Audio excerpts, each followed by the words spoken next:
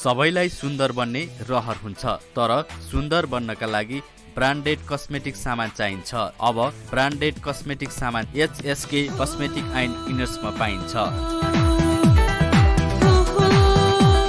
हामी कहाँ विभिन्न ब्रान्डेड कम्पनीबाट उत्पादित कस्मेटिक सामानहरू पाइन्छ। हजुर, कस्मेटिक सामग्री मात्र नभई लेडिजहरूका लागि अन्य सामग्रीहरू पनि पाइन्छ।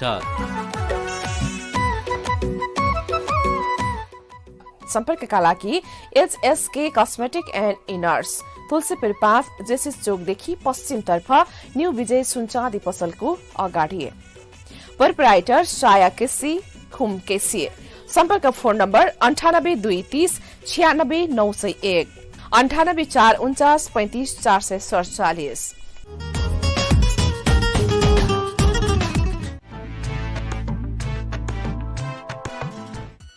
मनै खोलेर पैसा खर्च गर्दा पनि भने जस्तो स्वादिला परिकारहरू खान नपाएर व्यर्थैमा पैसा खर्च गरे कि भन्ने तपाईहरू धेरैलाई लाग्यो, पक्कै पनि लाग्यो। त्यसैले भने जस्तो खाजा वा नास्ता पसलमा बानी बसाल्नुहोस्। त्यसका लागि एकमात्र नाम झरना DBS रेस्टो नै रोज्नुहोस्।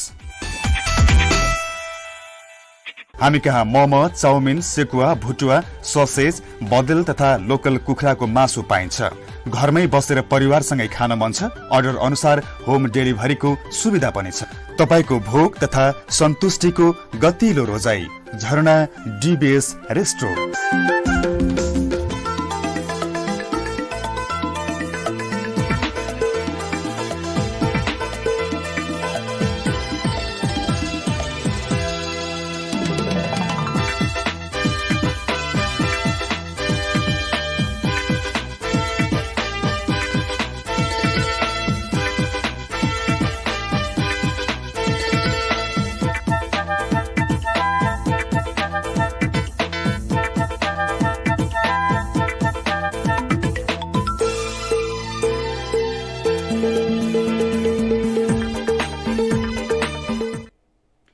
नमस्कार, एसटीएन समाचारमा स्वागत छ। म नवराज घिमिरे। फरक्कोन मिडिया प्रणालीद्वारा सञ्चालित एसटीएन टेलिभिजनको एसटीएन समाचार तपाईँ हामीलाई युट्युब र फेसबुक मार्फत पनि संसारभर हेर्न सक्नुहुन्छ।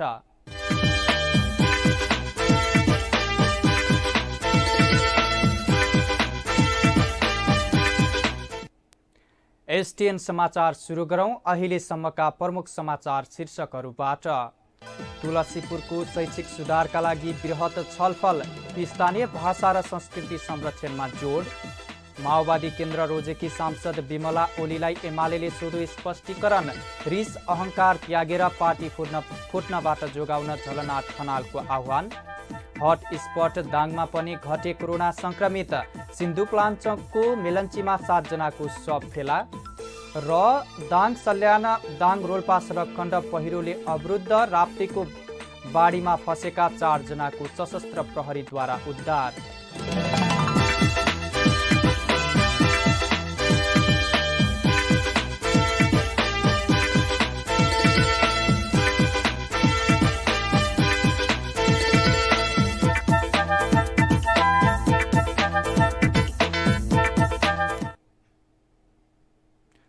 तुलसीपुर क्षेत्रको शैक्षिक सुधारका लागि तुलसीपुर उपमहानगरपालिकामा छलफल भएको छ।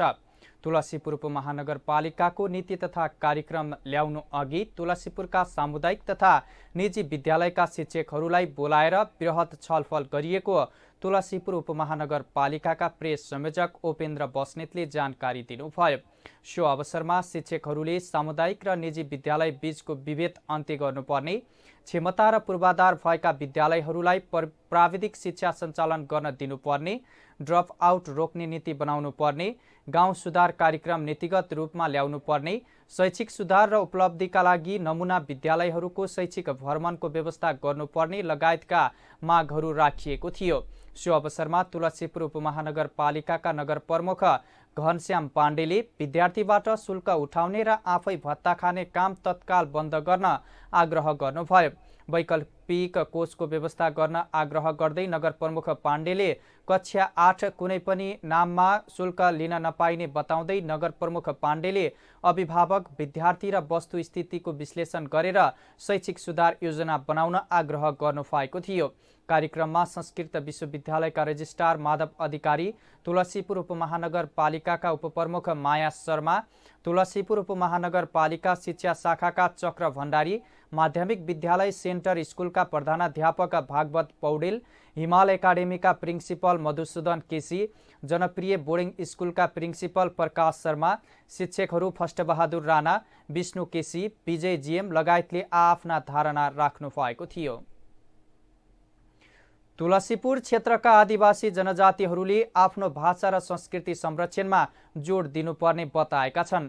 तुलसीपुर उपमहानगरपालिकाको नीति तथा कार्यक्रम ल्याउनु अघि तुलसीपुर क्षेत्रमा छरिएर रहेका उनीहरूलाई बोलाएर राय र सुझाव सङ्कलन गरिएको हो। सो अवसरमा सहभागीहरूले गुरुङ होमस्टे, पञ्चेबाजा, भाषा, धर्म, संस्कृति, मठ मन्दिर संरक्षणमा जोड दिएका थिए। त्यसैगरी उनीहरूले मर्चुङ्गा, बाँसुरी, झ्याली, सनाई, दमाहा, ट्यामकली, नरसिंगा, ढोल र लोकनृत्य तथा सोरठी, भूमे, घाटु नाचको संरक्षणमा पनि जोड दिनुपर्ने बताएका थिए। सामाजिक विकास समितिका संयोजक कुमार लामिछानेको अध्यक्षतामा भएको छलफलमा तुलसीपुर उपमहानगरपालिकाका नगर प्रमुख घनश्याम पाण्डे, उपप्रमुख माया शर्मा, नेवार समाजका नरेश राज भण्डारी, बलभद्र कुसारी, मोहन गुरुङ, मानबहादुर गुरुङ, दलबहादुर गुरुङ, छोटीलाल चौधरी, पण्डित खकेन्द्र बस्याल लगायतले बोल्नु भएको थियो। दाङ क्षेत्र नम्बर 3 कमा भएको उपनिर्वाचनमा निर्वाचित प्रदेशसभा सदस्य विमला कुमारी ओली खत्रीलाई नेकपा एमाले 3 दिने स्पष्टीकरण सोधेको छ। जेठ 3 गते प्रदेश सरकारले प्रस्तुत गरेको नीति तथा कार्यक्रमको विपक्षमा मतदान गरेको भन्दै एमालेका प्रमुख सचेतक भूमेश्वर ढकालले ओलीलाई 3 दिनको म्याद राखेर स्पष्टीकरण सोध्नु भएको हो। नेकपा एमालेका प्रदेशसभा सदस्य उत्तर कुमार ओलीको दुर्घटनामा निधन भएपछि ओली पत्नी विमला नेकपाको तर्फबाट उम्मेद्वार भई प्रदेशसभामा निर्वाचित हुनु भएको थियो। सर्वोच्च अदालतले एमाले र माओवादी केन्द्र बिउताइदिएपछि विमलाले गत वैशाखमा माओवादी केन्द्र रोज्नु भएको थियो। स्पष्टीकरणमा पार्टी रोज्नु अगाडि नै एमाले संसदीय बैठक र दाङको पार्टी जिल्ला कमिटीमा सहभागी भइसकेपछि विमलाले रोज्न पाउने हक गुमाइसकेको उल्लेख गरिएको छ। पार्टीको हुइप विपरीत सरकारको नीति तथा कार्यक्रमको विपक्षमा मत हाल्नुको कारण खोज्दै एमाले तपाईमाथि कारबाही किन नगर्ने भन्दै स्पष्टीकरण सोधेको छ। सर्वोच्च अदालतले एमाले र माओवादी केन्द्र बिउताइदिएको लामो समयपछि विमलाले गत वैशाखमा मुख्यमन्त्री शङ्कर पोखरेल विरुद्ध अविश्वासको प्रस्ताव दर्ता गर्नु अघि माओवादी केन्द्र रोज्ने घोषणा गर्नु भएको थियो। 3 दिनदेखिको अविरल वर्षाका कारण लुम्बिनी प्रदेशका तराईका जिल्लामा कयौं बस्ती डुबानमा परेका छन् भने पहाडी जिल्लामा पहिरोले सडक अवरुद्ध भएको छ। लगातारको वर्षापछि रूपन्देहीको पूर्व पश्चिम राजमार्ग स्थित देवदहमा चरङ्गे नजिकै डाइभर्सन गरेको सडक भासिएर मंगलबार बिहानदेखि यातायात अवरुद्ध भएको छ। उक्त राजमार्गमा अझैसम्म यातायात सञ्चालनमा आउन सकेको छैन। लुम्बिनी प्रदेश ट्राफिक प्रहरी कार्यालय बुटोलका प्रमुख एसपी डम्बर विकले सिद्धार्थ राजमार्ग र पहाडी जिल्ला सदरमुकाम जोड्ने सडक ठाउँ ठाउँमा अवरुद्ध भएको बताउनुभयो। लुम्बिनी प्रदेश ट्राफिक प्रहरी कार्यालय बुटोलका अनुसार वर्षासँगै खसेको पहिरोले सिद्धार्थ राजमार्ग अन्तर्गत पाल्पा बुटोल सडक खण्डको तानसे नगरपालिका 8 गौडे पुल नजिकै झण्डै 50 मिटर सडक बगाएको छ। वर्षाका कारण पाल्पा रिडी, पाल्पा रामदी, पाल्पा आर्य भन्ज्याङ सहितका गाउँ जोड्ने सडक अवरुद्ध भएको छ। यस्तै गोरुसिङ्गे सन्धि खर्क सडक खण्ड पनि अवरुद्ध भएको प्रहरीले जनाएको छ। प्रहरीका अनुसार सन्धि खर्क 3 फुदबाङमा पहिरो गएको छ।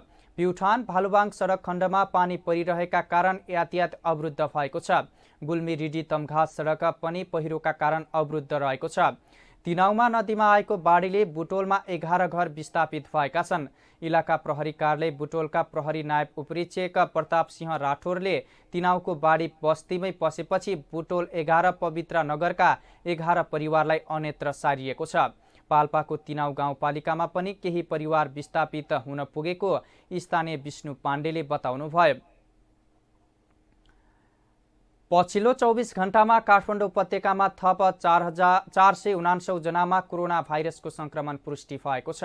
स्वास्थ्य तथा जनसङ्ख्या मन्त्रालयका अनुसार काठमाडौँमा 354, भक्तपुरमा 79 र ललितपुरमा 66 जना संक्रमित थपिएका हुन्। यस्तै पछिल्लो 24 घण्टामा देशभर 2828 जनामा कोरोना संक्रमण पुष्टि भएको छ भने 52 जनाको मृत्यु भएको छ। यस्तै गत 24 घण्टामा 3082 जना कोरोना संक्रमित डिस्चार्ज भएका छन्। यस्तै देशभरका प्रयोगशालामा 8687 पिसिआर र 4335 एन्टिजेन परीक्षण भएको मन्त्रालयले जनाएको छ। सिन्धुप्लाञ्चोकको मेलन्ची नदीमा आएको बाढीमा बेपत्ता भएका 7 जनाको शव भेटिएको छ। जिल्ला प्रहरी कार्यालयका अनुसार हिजोदेखि बेपत्ता भएका 7 जनाको शव भेटिएको हो। मृतक मध्ये 6 जनाको पहिचान खुलेको छ। मृतकहरू सबै मेलन्ची ट्राउड फर्ममा कार्यरत रहेको बताइएको छ। मृत्यु हुनेहरूमा हेलम्बु 2 का 31 वर्षीय माधव भण्डारी, 42 वर्षका गणेश ज्योति, हेलम्बु 3 का 13 वर्षीय टिकामाया खड्का, हेलम्बु 7 का ज्ञानेन्द्र कक्षपति, चौतारा साचोक गढी नगरपालिकाका 23 वर्षीय समुद्र नेपाल र हेलम्बु 6 का च्याङबा तामाङ रहेका छन्। जिल्ला प्रहरीका अनुसार अहिलेसम्म 2 पक्की मोटरेबल सहित आधा दर्जन झोलुङ्गे पुल र घर बगेका छन्। हिजोदेखि परेको अविरल वर्षाका कारण देशका विभिन्न ठाउँको जनजीवन प्रभावित भएको छ। जल तथा मौसम पूर्वानुमान महाशाखाले अझै 3 दिन देशका अधिकांश भागमा भारी वर्षा हुने प्रक्षेपण गरेको छ। धेरै वर्षा हुने भएकाले महाशाखाले केही स्थानमा बाढी र पहिरोको खतरा पनि औल्याएको छ। मनसुनी वायु सक्रिय भएकाले अहिले देशभर पानी परिरहेको छ। यो वायुको प्रभावले आगामी शनिबारसम्म नै देशका अधिकांश भागमा भारी वर्षा हुने सम्भावना देखिएको विभागले जनाएको छ। महाशाखाका अनुसार गण्डकी, लुम्बिनी प्रदेशका अधिकांश र बाँकी प्रदेशका थोरै स्थानमा हल्कादेखि मध्यम वर्षा भइरहेको बताइएको छ। आज राति कर्णाली, बागमती प्रदेशमा भारी र लुम्बिनी तथा गण्डकी प्रदेशका केही स्थानमा अति भारी वर्षा हुने सम्भावना रहेको छ। त्यसैले महाशाखाले यी क्षेत्रमा बाढी पहिरोको खतरा औल्याएको छ। र नारायणी नदीमा पानीको सतह इतिहासकै उच्च बिन्दुमा पुगेको छ। नदीमा पानीको बहाव 1,64,55,000 लिटर प्रति सेकेन्ड पुगेको छ। नारायणी बेसिन कार्यालय भरतपुरका हाइड्रोलोजिस्ट राम विकेश रायले कार्यालयले सन् 1962 फेब्रुअरी 10 देखि जलस्तर मापन सुरु गरेको बताउनुभयो। उहाँको अनुसार सन् 1974 अगस्त 4 मा नारायणीको जलस्तर 10.1 मिलिलिटर र 15,03,000 घनमिटर प्रति सेकेन्ड बहाव मापन गरिएको थियो। सोही 10.1 मिटरलाई विगतमा उच्च बिन्दु मानिँदै आएको थियो। सो बिन्दुको रेकर्ड गए राति तोडिएको रायले बताउनु भएको छ। नारायणी नदीको खतराको तह 8 मिटर र बहाव 9,992 घनमिटर प्रति सेकेन्ड रहेको छ। एसटीएन समाचारमा अब एकैछिन व्यापारिक विश्राम।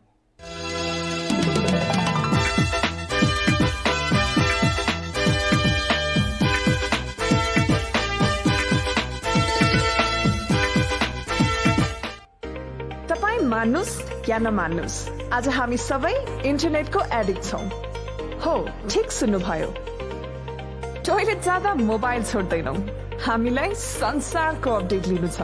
अब हामी दिन्छौं कन्टेन्ट, मुभिज, म्युजिक, बिना internet YouTube, originals, exclusive content. अझै इन्टरनेटमा ब्यान्डविड्थ, बफरिङको समस्या छ भने हामी दिन्छौं। इन्टरनेट कनेक्सन बिना इन्टरनेट कसरी चलाउन सक्छौं?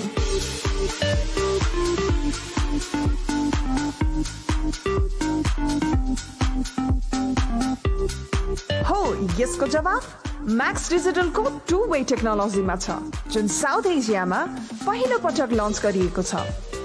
What you want, when you want, without internet, no buffering, right on your TV. Seeing is believing.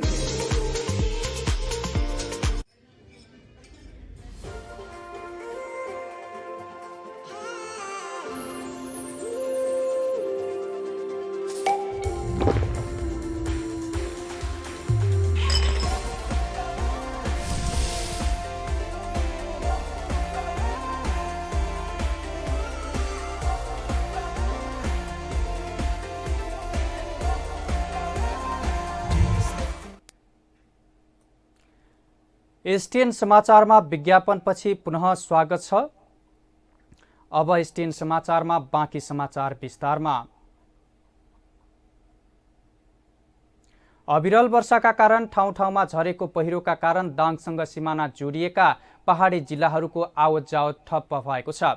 दाङको घोराईदेखि रोल्पाको होलेरी जोड्ने सडक खण्डको ठाउँ ठाउँमा पहिरो जाँदा मंगलबार साँझ 6 बजेदेखि सडक खण्ड पूर्ण रूपमा अवरुद्ध भएको रोल्पाका प्रहरी प्रमुख डीएसपी नरेशराज सुवेदीले जानकारी दिनुभयो।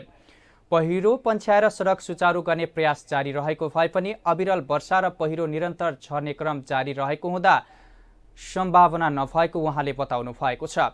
अविरल वर्षापछि खसेको पहिरोले गर्दा दाङ सल्यान सडक खण्ड पनि मंगलबार बेलुका 5 बजेदेखि बन्द रहेको छ।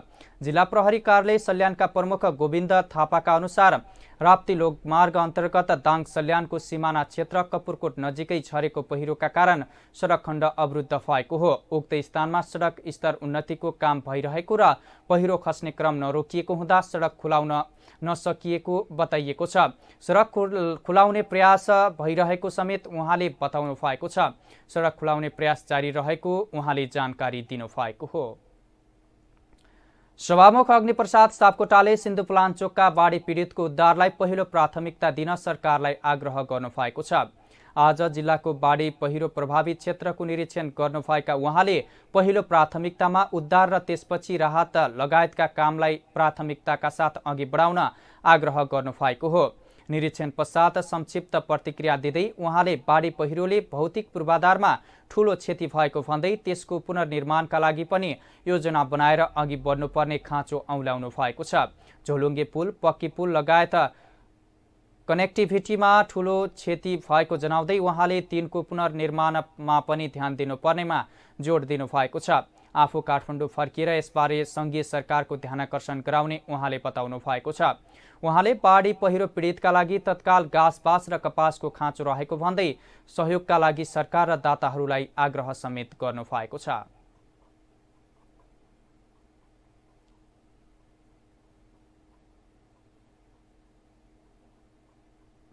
उपचारका लागि भारतको दिल्ली जानु अघि नेकपा एमालेका वरिष्ठ नेता झलनाथ खनालले देशको बिथुलिएको वर्तमान राजनीतिक अवस्थाको बारे आफूलाई धेरै चिन्ता भएको बताउनु भएको छ। राजनीतिक दलको विवाद र ध्रुवीकरणले विभाजनतिर लागेको र त्यही अन्तर्गत संघर्षको पुराकम्पन नेकपामा परेको उहाँले बताउनु भएको हो। नेता खनालले राष्ट्रिय एकता, अखण्डता, लोकतन्त्र र स्थायित्वको खम्बाको रूपमा रहेका दलहरूभित्र यस्तो हुनु देश, नागरिक, लोकतन्त्र, विकास र समृद्धिका लागि दुर्भाग्यपूर्ण अवस्था भएको बताउनु भएको छ। देशका प्रमुख दलहरू र तिनका नेताहरूबीचको अनावश्यक टकराव, महत्वाकांक्षा र व्यक्तिगत रिसिभी साध्ने कार्य यथाशीघ्र अन्त्य गरिनु पर्दछ उहाँले भन्नुभयो। हामी सबै एकजुट भएर देशका मूलभूत समस्याहरू हल गर्नुपर्दछ भन्ने कुरा म सबैलाई आग्रह गर्छु, नेता नेपालले भन्नुभएको छ। उहाँले भन्नुभयो, नेकपा एमाले 100औं शताब्दीको बलिदान, हजारौं योद्धाको रगत र पसिना, कयौंको प्रवास, जेल, भूमिगत जीवन सहितको संघर्ष, त्याग र तपस्याका कारण सफलताको यो बिन्दुसम्म आइपुगेको पनि उहाँले बताउनु भएको छ। विगतमा सबै मिलेर ठूला ठूला सफलताहरू प्राप्त गरेको स्मरण गर्दै नेता खनालले रिस, राग, अहंकार र बदलाभाव त्यागेर पार्टीका वैधानिक प्रक्रिया अन्तर्गत पार्टी फुटबाट जोगाउन तथा एकताबद्ध पार्न सबै नेता कार्यकर्तालाई आह्वान गर्नुभएको हो। सिन्धुप्लाञ्चोकको मेलन्ची खोलामा आएको बाढीले मेलन्ची बजारका घरमा क्षति पुर्याउँदै तहस नहस बनाएको प्रति नेपाली कांग्रेसले तत्काल उद्धार कार्य अगाडि बढाउन आह्वान गरेको छ। प्रतिपक्षी दल नेपाली कांग्रेसले सरकार तथा विभिन्न सरकारवालालाई ध्यानाकर्षण गराउँदै तत्काल उद्धार लगायतका काम गर्न अपिल गरेको हो। आज एक विज्ञप्ति निकाल्दै नेपाली कांग्रेसले सिन्धुप्लाञ्चोकमा आएको बाढी पहिरोबाट पीडित परिवारलाई राहत लगायत संरक्षण स्थानमा लग्न आग्रह गरेको छ। करिब महिना दिन अघिसम्म कोरोनाको हटस्पट अर्थात् सबैभन्दा बढी प्रभावित क्षेत्रका रूपमा रहेको दाङ जिल्लामा पछिल्लो हप्तामा संक्रमितहरू घटेका छन्। अहिले यस जिल्लामा कोरोनाका संक्रमितको संख्या घटेको छ र यहाँका अस्पतालका शैय्या पनि खाली हुँदै गएका छन्। करिब 2 साता अघिसम्म जिल्लामा कोरोना संक्रमितको उपचार निकै कठिन रहेको थियो। अस्पतालमा शैय्या पाउन पनि निकै मुस्किल हुन्थ्यो। अस्पताल परिसरमै बिरामी राखेर उपचार गराइरहेका तस्बिरहरू विभिन्न सञ्चार माध्यममा आउने गर्दथे भने यहाँका अस्पतालहरूमा कोरोनाका संक्रमितको ज्यान नगएको दिन नै रहेको थिएन।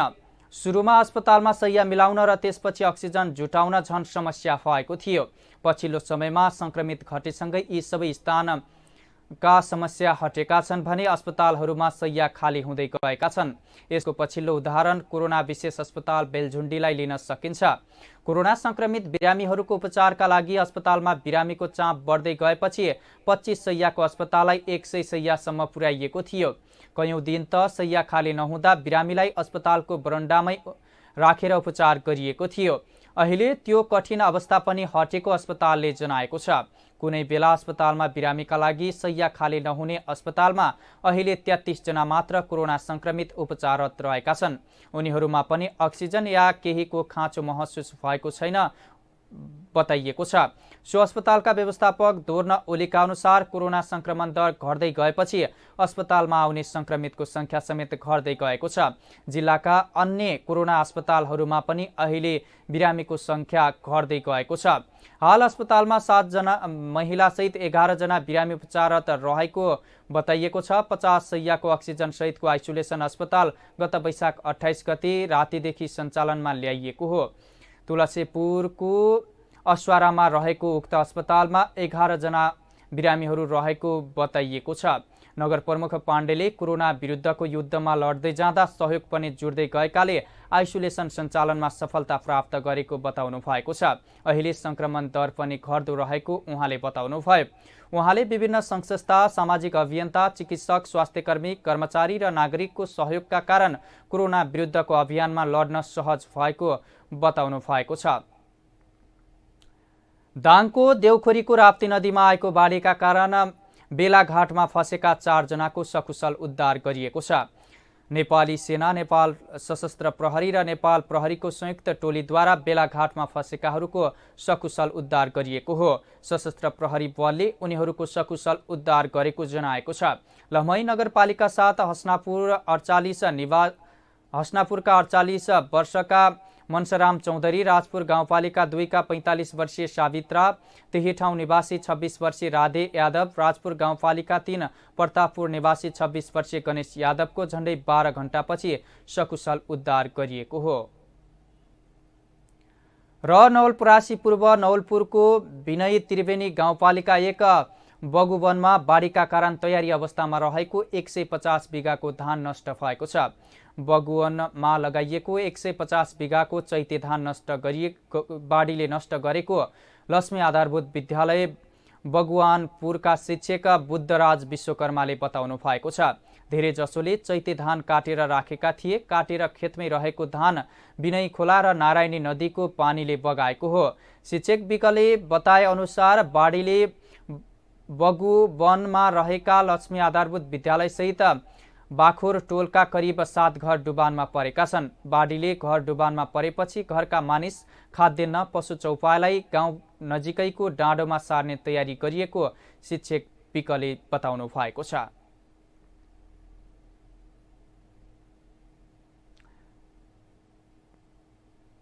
यिनै खबरहरूसँगै हामी एसटिएन समाचारको अन्त्यमा आइपुगेका छौं। समाचार सक्नु अघि प्रमुख समाचार शीर्षकहरू पुनः एकपटक।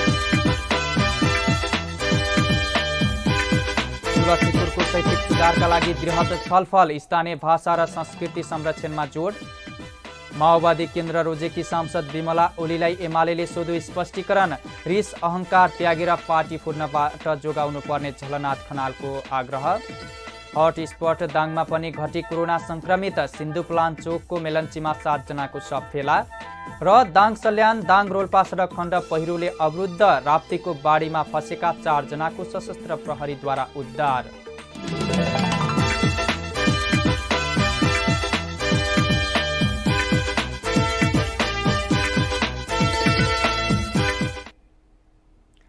एसटिएन समाचार अहिलेलाई सकियो। सूचना अनि मनोरञ्जनका लागि एसटिएन टेलिभिजन हेर्दै गर्नुहोला। म नवराज घिमिरे पनि बिदा हुन्छु। नमस्कार।